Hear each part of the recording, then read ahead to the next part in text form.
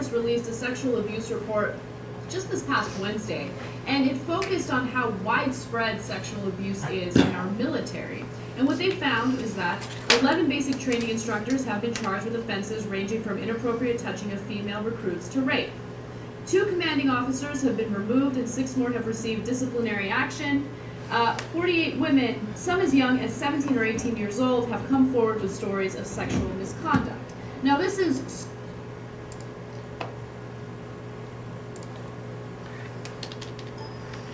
Yes, my name's Travis. I'll be doing the briefing on sexual harassment in the workplace, and this is for the ethics final project. So for an introduction, as we saw, the sexual assaults are on the rise in the military, especially in the Air Force with the recent scandal at basic training. 48 women over roughly 2 years at basic training have reported a sexual assault of some sort, and about 10,000 over the entire military in a year is the average.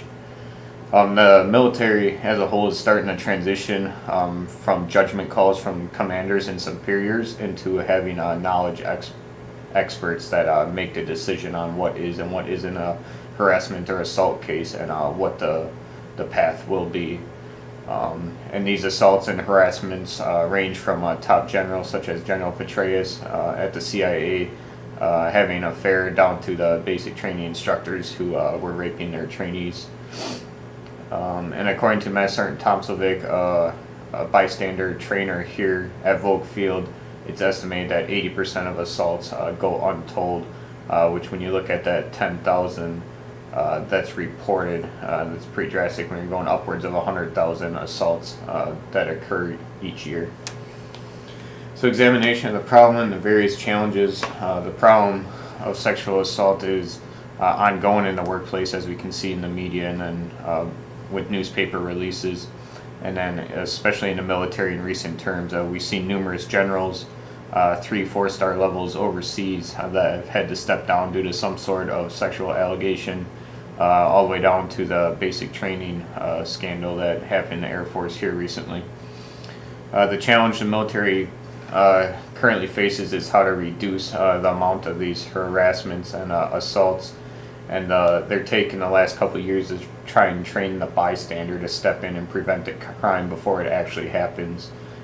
And another problem and challenge there is restricted versus unrestricted. Restricted is the confidentiality of a victim that will go right to either a nurse or medical staff or a sexual assault response coordinator. If they go to them and report the crime, it stays restricted, so it stays between them, kind of like the chaplain patient confidentiality. Versus unrestricted is if anybody outside of that circle knows about it. And now the challenge with that becomes how to prevent rumor control and further issues with that. The Air Force does report to local law enforcement if a claim is filed, even if it is restricted. However, it's up to the victim to file the complaint through law enforcement for them to act on that. And problem in the past was that commanders were allowed to rule on the sexual assault and harassment cases, so they may not necessarily be trained in what is and what doesn't classify as sexual assault case, and now they could potentially protect one of their own against that damage and further doing harm to the victim. However, now that's transitioned into trained professionals making this call at the state level to try and eliminate this. According to Major Western, who's a SARC here at Volk Field, the commanders 05 and below are not allowed to make those decisions anymore. As you can see in a statistic from 2009 to 2010, on the left side of that pie chart, the commanders declined action against 460 of those reported offenders, and out of those 460 that were court-martialed on the right side, only 150 were convicted of assault, and as you can see, the other categories, they were convicted of other charges, discharged instead of a trial, and so on. So even though they may have been convicted, the commanders essentially protected them from the scar on their record. Okay, so to identify the legal, ethical, and social issues, the legal here, when do you get law enforcement involved? And the rules just recently changed. At any time a victim does come to one of those trained professionals, they will involve local law enforcement. However, it's up to the victim to actually file a formal complaint. Also, local veteran hospitals, as well as your standard hospitals, they do have trained nurses most of the time, where a assault victim can go and speak to that nurse again in confidentiality. For ethical, rumor control is a pretty big one if it's unrestricted, especially in a smaller unit. A lot of times people are around when these events have happened, so now you're trying to do the damage control from having rumors spread. Another ethical twist to this is future promotions or opportunities, whether it's for the victim or maybe there was a falsely accused whose career is now damaged by that, so taking that into consideration as a superior. As a third party, you could kind of get into some ethical deals if the victim may not want to report something. However, you saw something you believe is sexual harassment. As that third party, should you report it or should you let it go is an ethical decision you'll have to make, both as a superior and maybe as a co-worker. Ethical responsibilities do change over time. Women today are treated a lot more equally than they used to be. In the past, a lot more of this would probably go untouched. However, with the new age and the new military, as women are becoming more and more equal, especially as we saw in the recent combat roles that they are now allowed to fill. It's important to keep that in mind, that your ethical viewpoints must change as the social norm changes also. So on the social, they are different for each person, and it's important to know your surroundings. So if you may be telling a joke or doing something with your friend, whether it's looking at certain news articles or YouTube videos on the computer, it's important to know who is around, because just because it doesn't offend your coworker or the friend you're talking to, someone may be walking by and take offense to it. And something we're kind of starting to see more and more in the workplace are obviously the use of smartphones. So now when you factor in internet and video and picture text on smartphones, it's the member's personal device, but yet it's easy to cross that line of harassment if they're looking at stuff on their phone they shouldn't be in the workplace. To touch on Facebook, always a debatable topic in the workplace. The military standpoint is if you're identifying yourself as a person in the military and you are making rude gestures or opinions, in this case it was against President Obama, you can be held liable for that.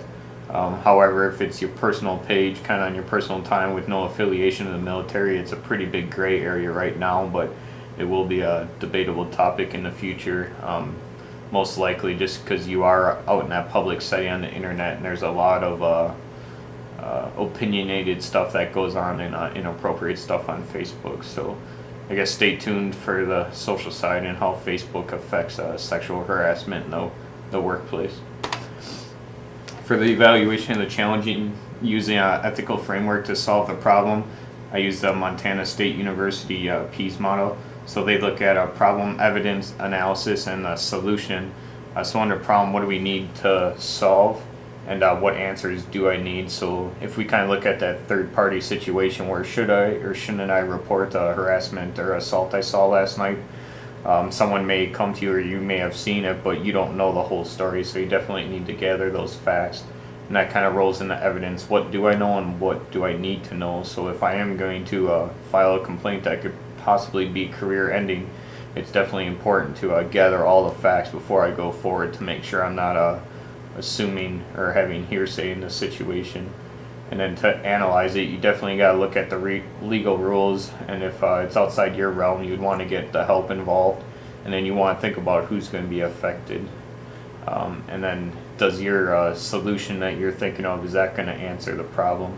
And then once you do get to the solution, let's say that you decide to report it as a sexual assault, you'd want to go to that the representative in the unit who specializes on that, and then they use how will I relay to stakeholders. In our case, it's kind of a small inner circle that would get involved through that professional to go back, and then you complete the circle by solving the problem with your solution.